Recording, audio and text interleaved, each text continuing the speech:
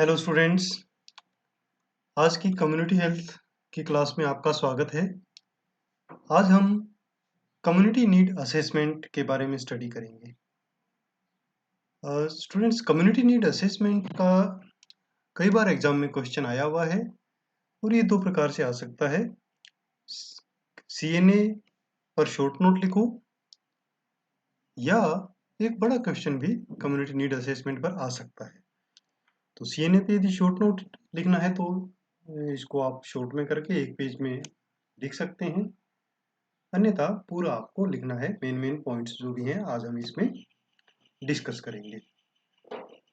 इसी टॉपिक को मैंने इंग्लिश में भी बनाया है। जो भी स्टूडेंट्स इसको इंग्लिश में समझना चाहते हैं वो सब्सक्राइब नीचे अपना जो इसका लिंक देख सकते हैं डिटेल में जाकर, और वहाँ से इंग्लिश वाला वीडियो देख सकते हैं। चैनल को सब्सक्राइब कर दें ताकि आपको अलग अलग इंफॉर्मेशन हिंदी और इंग्लिश वाले वीडियो की मिलती रहेगी। डिस्क्रिप्शन बॉक्स में आपको लिंक मिल जाएगा। इसी प्रकार आप ब्लॉग भी विजिट कर सकते हैं, वहाँ से आपको अपने नोट्स बनाने में हेल्प मिलेगी और उसका लिंक भी सब्सक्रिप्शन बॉक्स में दिया हुआ है। तो कम्युनिटी नीड असेसमेंट या समुदाय में आवश्यकताओं का आंकलन हम कैसे करते हैं, क्योंकि जब आवश्यकताओं का आंकलन करेंगे तो उसके हिसाब से हम योजनाएं आगे बना पाएंगे कि किस प्रकार की सर्विसेज कौन सी कम्युनिटी में जरूरत है। सबसे पहले हम देखते हैं कि सामुदायिक स्वास्थ्य आंकलन क्या है या कम्युनिटी नीड असेसमेंट क्या है। एक समुदाय को सामुदायिक स्वास्थ्य आवश्यकताओं के आंकलन की आवश्यकता होती है, जो बच्चों, युवाओं और परिवारों की जरूरत को पूरा करने के लिए समुदाय में उपलब्ध शक्तियों और संसाधनों की पहचान करता है। सामुदायिक स्वास्थ्य आंकलन अपने नागरिकों, एजेंसियों और संगठनों सहित समुदाय की क्षमता पर केंद्रित होता है। कम्युनिटी नीड असेसमेंट एक ऐसी प्रक्रिया है जिसमें बच्चों, युवाओं, परिवारों की जरूरतों को पूरा करने के लिए समुदाय में उपलब्ध ताकत और संसाधनों की पहचान की जाती है। हमें प्रमुख जोखिम कारकों और बीमार स्वास्थ्य या इल हेल्थ के कारणों की पहचान करने में सक्षम बनाता है और इसको हल करने के लिए आवश्यक एक्टिविटीज की पहचान करने में भी हमें सक्षम बनाता है। सामुदायिक स्वास्थ्य आवश्यकताओं का आंकलन एक बंद गतिविधि या एक टाइम की गतिविधि नहीं है। यह एक सतत विकास प्रक्रिया है जो चलती रहती है, जिसमें समय के साथ कुछ जोड़ा जा सकता है या संशोधित भी उसे किया जा सकता है। यह अपने आप में एक अंत नहीं है, यानी कभी भी कंप्लीट नहीं होता है। यह कंटिन्यू ऑनगोइंग प्रोसेस होता है और ये भविष्य में स्वास्थ्य देखभाल और सार्वजनिक स्वास्थ्य कार्यक्रमों की योजना बनाने के लिए भी इस जानकारी का उपयोग हम कर सकते हैं। सामुदायिक स्वास्थ्य आंकलन जो है आवश्यकता का, उसका उद्देश्य क्या होता है?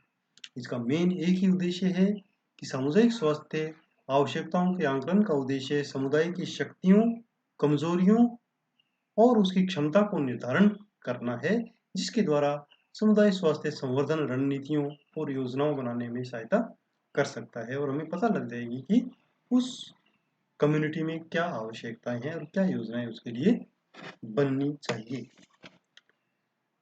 अब एक क्वेश्चन आता है कि जब हम कम्युनिटी में जाते हैं आवश्यकताओं को पहचान करने के लिए, तो हमें पहले पता होना चाहिए आवश्यकताएं कितने प्रकार की होती है। ठीक है ना, टाइप्स ऑफ नीड्स कौन कौन सी होती है। तो जरूरत के प्रकार अलग अलग होते हैं। मुख्य रूप से 4 प्रकार की जरूरतें हो सकती हैं, जो कौन कौन सी हैं। Number 1, normative need. Normative need मतलब एक मानक आवश्यकता जो उस कम्युनिटी में होगी। ये कैसे पता चलेगा? ये विशेषज्ञों की राय के आधार पर समुदाय के लिए एक सामान्य आवश्यकता की अपेक्षा की जाती है कि वो आवश्यकता उस कम्युनिटी में होगी, जो एक अनुसंधान पर आधारित है, वैज्ञानिक अनुसंधान पर आधारित है। ऐसे नहीं कि आइडिया लगा दिया, और इसे ही हम मानक आवश्यकता के रूप में पहचानते हैं। दूसरी आवश्यकता क्या है?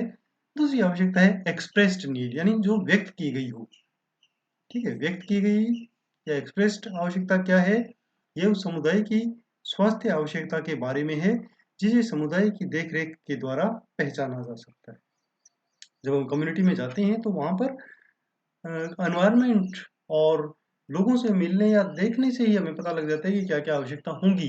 तो वो होती है व्यक्त या एक्सप्रेस की गई आवश्यकताएँ।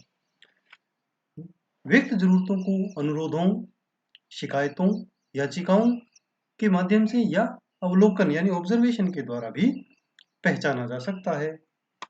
तीसरी प्रकार की आवश्यकता है कंपैरेटिव नीड या तुलनात्मक आवश्यकता। तुलनात्मक आवश्यकता क्या है? एक अलग क्षेत्र के भीतर उपयोग की जाने वाली सेवाओं के आधार पर समुदाय के एक क्षेत्र की आवश्यकता का निर्धारण कर रही होती है। इसका मतलब कि एक कम्युनिटी की जो शेप और उसका जो साइज है उसके हिसाब से वहाँ जो आवश्यकताएं थी लगभग वही आवश्यकताएं यहाँ होनी चाहिए। तो वो एक तुलनात्मक नीड है। तुलनात्मक आवश्यकता का उपयोग समान आकार के समुदाय का अवलोकन करके डाटा एकत्र किए बिना किसी अन्य समुदाय में आवश्यक सेवाओं के सामान्य विचार के लिए किया जा सकता है। चौथे प्रकार की जरूरत है फेल्ट नीड या महसूस की गई आवश्यकता। ये सबसे महत्वपूर्ण है। क्यों? क्योंकि जब समुदाय महसूस करता है अपनी आवश्यकता को तो वो हमारी सेवाएं लेने के लिए बहुत ही तत्पर होता है। तो आसानी से हम अपनी सारी स्वास्थ्य सेवाएं उसको मुहैया करा सकते हैं। तो महसूस की गई आवश्यकता से उस समुदाय की स्वास्थ्य आवश्यकता वो है जिसे समुदाय के सदस्य कहते हैं या हमें बताते हैं, खुद महसूस करते हैं या इच्छा करते हैं कि वो उन्हें चाहिए। अब आता है कम्युनिटी नीड असेसमेंट के सिद्धांत, प्रिंसिपल्स क्या है। कि जब भी हम कम्युनिटी नीड असेस करें तो उस पर कुछ पॉइंट्स हमें ध्यान रखने चाहिए। जैसे स्वास्थ्य की आवश्यकता को बढ़ावा देने के लिए आंकलन को बढ़ावा देना चाहिए। यदि हम स्वास्थ्य की आवश्यकता को बढ़ा रहे हैं तो हमें असेसमेंट भी करना चाहिए, क्योंकि बिना असेसमेंट के अंदर हम स्वास्थ्य की आवश्यकता का अगर पता नहीं लगाएंगे तो वो कैसा असेसमेंट। दूसरा है कि स्वास्थ्य की आवश्यकता को देखने के लिए आंकलन की आवश्यकता होनी चाहिए। यानी एक कम्युनिटी में आवश्यकता है किसी स्वास्थ्य की तो उसके हिसाब से हम आंकलन करेंगे। ठीक है, और ये ज़्यादातर जरूर उस समय पड़ती है जब हम प्लानिंग कर रहे होते हैं स्वास्थ्य सेवाओं को देने के लिए। समुदाय की जरूरत के आंकलन में जरूरतों, संसाधनों और परिसंपत्तियों का औपचारिक और अनौपचारिक आंकलन भी होना चाहिए, जो भी वहां पर उपलब्ध है उसके अनुसार। और क्या है कि कार्य की आवश्यकता के आंकलन के लिए लोगों स्वयं और स्वास्थ्य कर्मियों के बीच भागीदारी को उनकी आवश्यकता और संसाधनों का निर्धारण करने की, कार्रवाई की योजना बनाने और किसी भी परिणाम का मूल्यांकन करने की पहचान करनी चाहिए।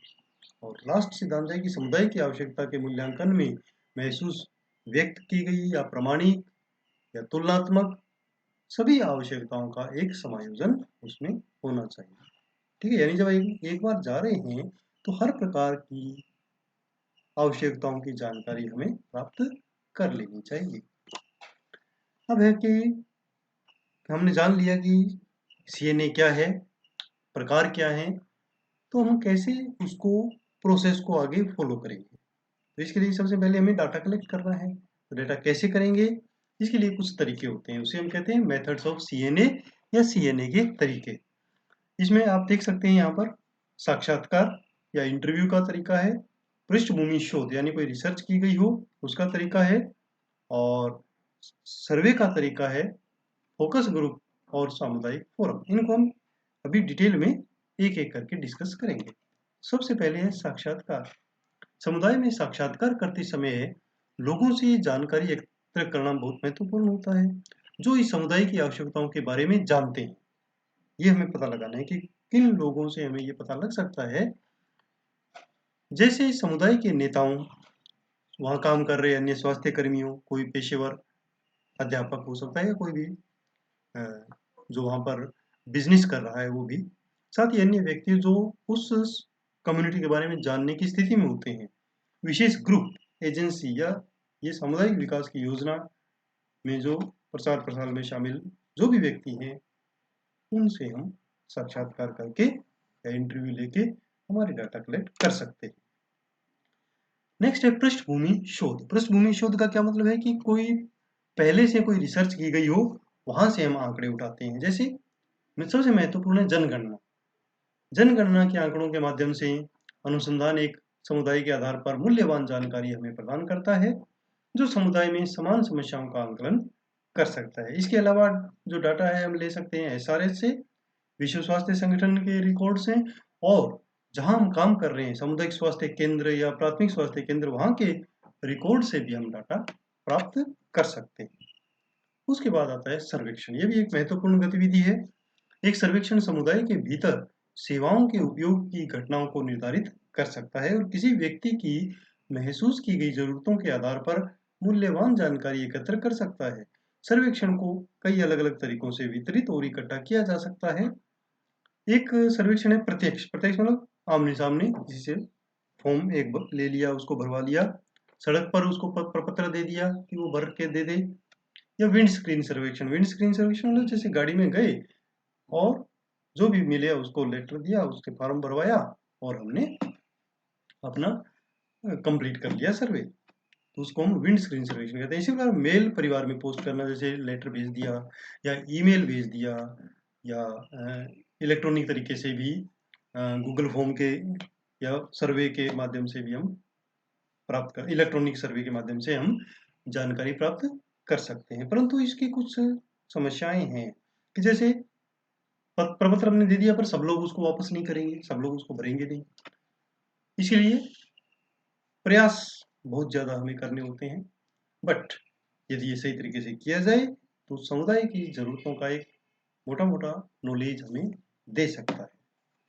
इसके बाद आता है फोकस समूह। ये काफ़ी महत्वपूर्ण है, क्योंकि फोकस समूह का मतलब कि जो एक पर्टिकुलर फोकस है जहाँ पर हमें वो सेवाएं देनी है।